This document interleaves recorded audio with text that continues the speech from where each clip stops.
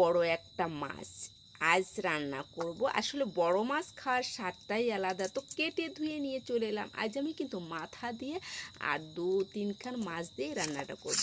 মাছে হলুদ লবণ মাখিয়ে নিলাম আর মাথাটা আমি সুন্দর করে ভেজে নিলাম। মাথাটা ভেজে উঠিয়ে নিয়ে আর মাছ দুখানে ভেজে নিলাম। আর ভাজার পরে আমি কড়াইয়ে তেল দিয়ে মশলা দিয়ে সুন্দর করে মশলাটাকে কষিয়ে নেব। তো মাথাটা উঠিয়ে নিয়ে আমি মশলা দিয়ে কষিয়ে নিলাম আর আলুও দিয়ে দিলাম সাথে। আলু দিয়ে কষিয়ে নিয়ে এখন আমি দিয়ে দেবো পরিমাণ মতন জল। জলটা দিয়ে আমি একটু জাল করলাম আর একটু জাল করেই আমি মাছটা দিয়ে দিলাম তরকারির ভিতরে মাছটা দিয়ে কিছু সময় জাল করলাম। আর জাল করা হয়ে গেলেই আমার রান্নাটা হয়ে গেল।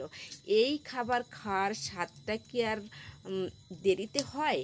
অমনি রান্না করার পরেই খেতে বসে গেলাম, কিন্তু হেব্বি মজা হয়েছিল। আর একটু গরম মশলা কিন্তু দিয়েছিলাম নামানোর আগে। আর এ তরকারিটা যে এত মজা হয়েছিল, আসলে বড় মাছের স্বাদটাই অন্যরকম থাকে বন্ধুরা। তো আপনারা কেমন লাগলো কমেন্ট করে জানাবেন।